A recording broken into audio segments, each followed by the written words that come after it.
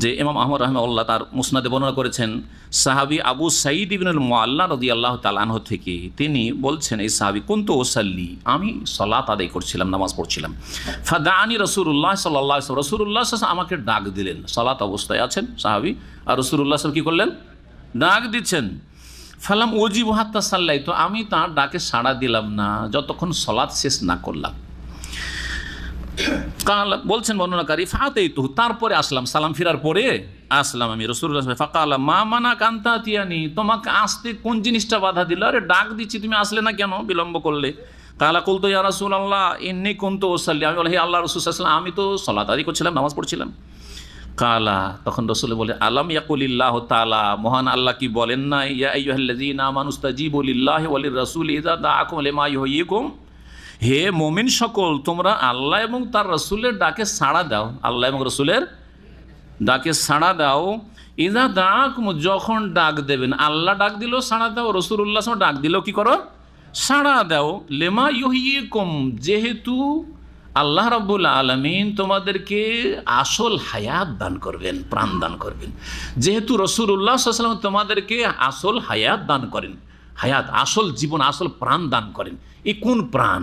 জি, যেই প্রাণ না থাকলে মানুষ প্রাণ থেকেও প্রাণহীন, সেটা হচ্ছে ঈমানি প্রাণ, ঈমানি প্রাণ। যেই প্রাণ হারা ছিল মক্কার কাফের মুশরিকেরা, যার ফলে কোরআনে কারিমে আরেকটি আয়াতে আল্লাহ বলছেন আওয়ামান কানা মাইতান, আচ্ছা জানো না কি যেই সব লোকেরা মৃত ছিল, সুবহানাল্লাহ, আওয়ামান কানা মাইতান, মাইতান মানে কি, মৃত।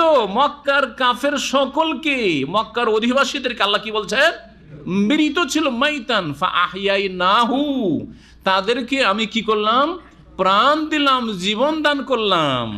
ওয়াজআলনা লাহু নূরান, এবং তাদের জন্য একটি আলো জ্যোতির ব্যবস্থা করলাম। ইয়ামশি বিহি ফিন্নাস, যেটা নিয়ে মানুষের মাঝে তারা চলাফেরা করতে লাগলো। আবু বকর সেই নূর নিয়ে চলাফেরা করতে লাগলো, ওমর নূর নিয়ে চলাফেরা করতে লাগলো, ওসমান চলাফেরা করতে লাগলো, আলী চলাফেরা করতে লাগলো। আর এইভাবে যারা ইসলাম গ্রহণ করলেন, নর এবং নারী, তারা সেই নূর নিয়ে চলাফেরা করতে লাগলো। সেই নূরটা কি, নবী। তো নবী কি নিয়ে চলাফেরা বোঝানো হয়েছে, হেদায়েতের নূর। কোনটা বোঝানো হয়েছে, হেদায়েতের নূর নিয়ে। তারা অন্ধকারে ছিল, তাদেরকে হেদায়েত দিলাম, আলো দিলাম, এবং তারা মৃত ছিল, তাদেরকে হায়াত দিলাম, প্রাণ দিলাম। দেখলেন না?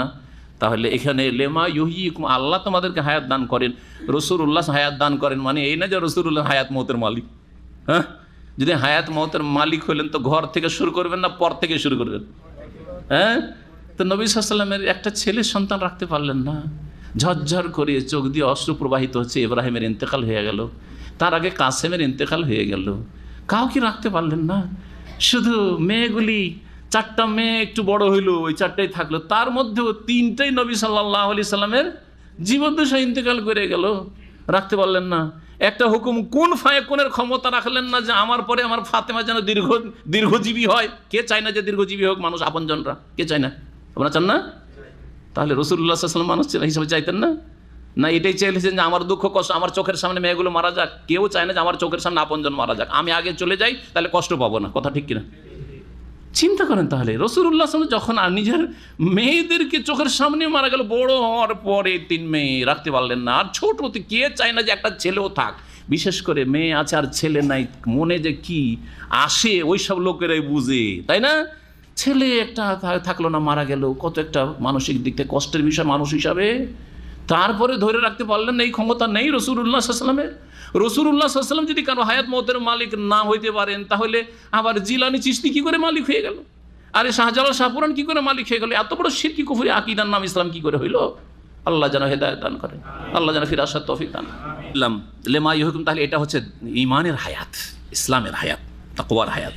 সুম্মা কালা, তারপরে যে কথাটি বললেন রাসূলুল্লাহ সাল্লাল্লাহু আলাইহি ওয়াসাল্লাম আমাদের বিষয়ের, কি লা উআল্লিমান্নাকা আযামা সূরাতিন ফিল কোরআন, অবশ্যই তোমাকে কোরআনের মহান একটি সূরা, আযীম সূরা শিখিয়ে দেব, মহান সূরা। তাহলে কোরআনের মহান সূরা যদি কেউ জিজ্ঞেস করে কি বলবেন? সূরাতুল ফাতিহা।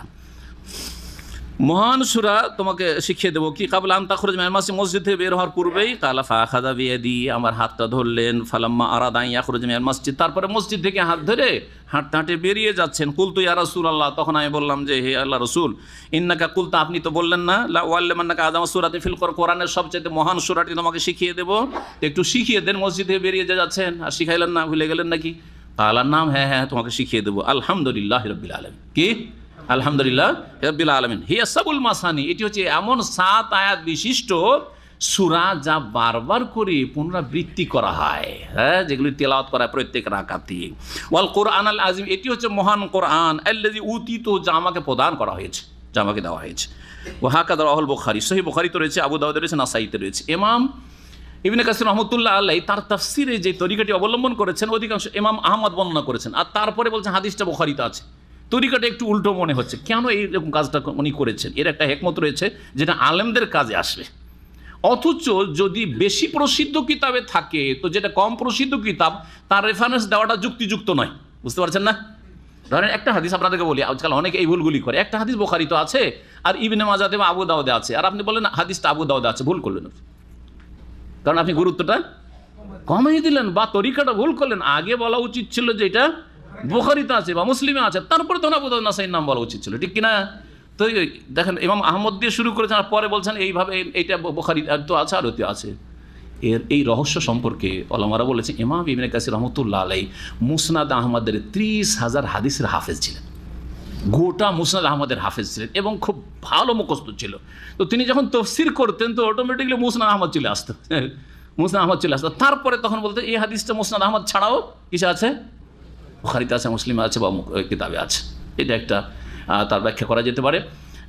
আর একটা বিষয় হচ্ছে যে ইমাম আহমদ রাহিমাহুল্লাহ সময়ের দিক থেকে, কালের দিক থেকে ইমাম বুখারী রহমতুল্লাহর আগের ইমাম, এবং ইমাম বুখারী রহমতুল্লাহের ওস্তাদও, ইমাম বুখারীর ওস্তাদ কিন্তু ইমাম আহমদ রহমতুল্লাহ আলাইহি। তো এই জন্য হয়তো উল্লেখ করেছেন, আল্লাহু আলাম। এই দুটি কারণ।